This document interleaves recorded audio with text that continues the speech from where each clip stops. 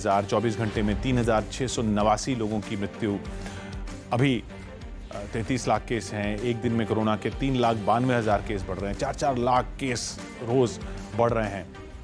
हालांकि 4 लाख से कम हो गया आंकड़ा थोड़ा। यही एक अच्छी खबर मान लीजिए कि भाई ये उम्मीद कर लेते हैं कि 4 तक पहुंचा था रोजाना का आंकड़ा, वो घट के अब 4 से नीचे की तरफ बढ़ रहा है। ऐसी उम्मीद जताई जाए, कल और कम होगा, फिर और कम होगा, यही उम्मीद की जाए, और जल्द लोग ठीक होंगे, यही उम्मीद की जाए। लोगों की जान जा रही है। 3,689 लोगों की जान गई है कोरोना में पिछले 24 घंटों में। तो कोरोना को लेकर बड़ी खबर ये है। उधर चुनावों की बात करें तो अभी 86-75 आगे चल रहा है। टीएमसी का आंकड़ा आगे चल रहा है। बीजेपी जैसे जैसे रुझान और बढ़ते जा रहे हैं शिशिर साहब, बीजेपी पीछे खिसकती जा रही है। थोड़ी तो चिंता की लकीरें आपके माथे पर होंगी।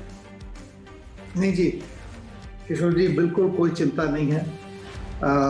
ये जो आप देख रहे हैं अभी भी मूलतः पोस्टल बैलेट ही है। जो अब की पोस्टल बैलेट की संख्या है बड़ी, तो इसलिए ये टाइम लगेगा। और मेरे ख्याल से मेरा अंदाज है कि अब प्राय हर टेबल में ईवीएम आने लग गए हैं। अब आप देखिए घंटा भर में अब ईवीएम का कम से कम एक राउंड हो जाए, फिर आप देखिए। और आज जो जो काउंटिंग की प्रतिक्रिया है, मेरे को लगता है थोड़ा सा सूरज मध्य गगन में पहुंचे, तब तक आप देखिएगा कि हमारा सूरज भी मध्य गगन में पहुंच जाएगा। जी हाँ, जरूर। ये तो काउंटिंग तो स्लो रहेगी। उधर केरल में सारी सीटों के शुरुआती रुझान आ चुके हैं। शुरुआती से आगे भी बढ़ चुका है केरल में। छोटी विधानसभाएं होती हैं, मतदाता कम होते हैं हर विधानसभा में बाकी राज्यों के मुकाबले, केरल और पुदुचेरी में।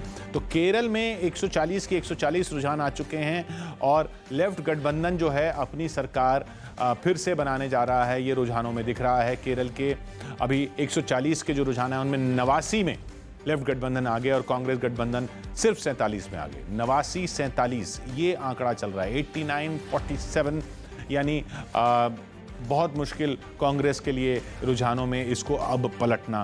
केरल में कोशिश जो कांग्रेस ने की सरकार से हटाने की लेफ्ट को, वो कामयाब नहीं होती दिख रही है। सबसे ज़्यादा वक्त शीर्ष नेतृत्व यानी राहुल गांधी का केरल में ही रहा। वो वहाँ से सांसद भी हैं। तो ये अब लगातार आलोचना फिर से शुरू होगी कि राहुल गांधी का नेतृत्व कैसा है कि वो जिस राज्य में उन्होंने सबसे ज़्यादा जोर लगाया वहाँ पर भी कांग्रेस नहीं आ पाई, वहाँ पर भी कांग्रेस नहीं आ पाई। ये आलोचना कांग्रेस की ज़रूर होगी। और जहाँ जहाँ उम्मीद थी कांग्रेस को, अब असम में भी उम्मीद थी, AIUDF के साथ गठबंधन भी किया, लेकिन वहाँ भी 43-20 का आंकड़ा चल रहा है। AIUDF बदरुद्दीन अजमल की पार्टी, उसके साथ गठबंधन किया।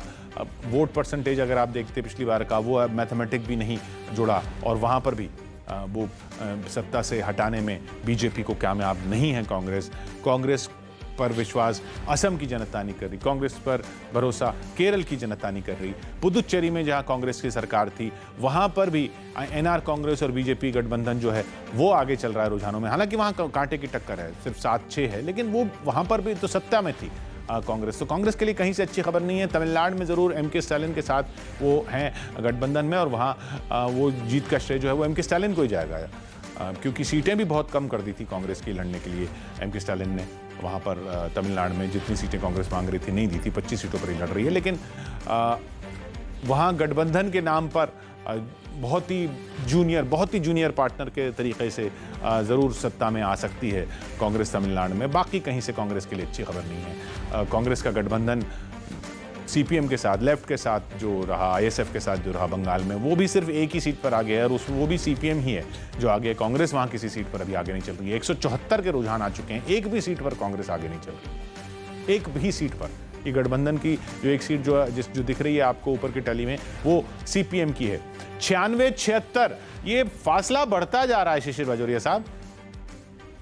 मैं आपको फिर बोल रहा हूँ, मेरे लिए ये कोई चिंता का विषय नहीं है। एक दर्शकों को मैं आंकड़े दूं।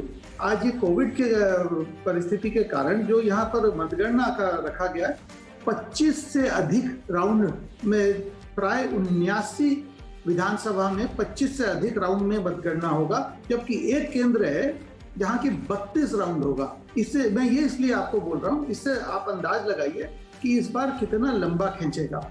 और जबकि यदि मैं देखूं 28 राउंड में 8 केंद्र हैं, 27 राउंड में 11 केंद्र हैं, 26 राउंड में 31 केंद्र हैं, 25 राउंड में 22, माने 79 केंद्र हैं विधानसभा के जो 25 से अधिक राउंड में जिसकी मतगणना होगी, क्योंकि वो टेबल उस हिसाब से सजाए गए हैं। तो इसलिए मैं इसको जरूरी समझा, क्योंकि आप जो रुझान दिखा रहे हैं वास्तव कुछ और है। जी जी, तो आप ये नहीं, आप बिल्कुल सही कह रहे हैं, ये बहुत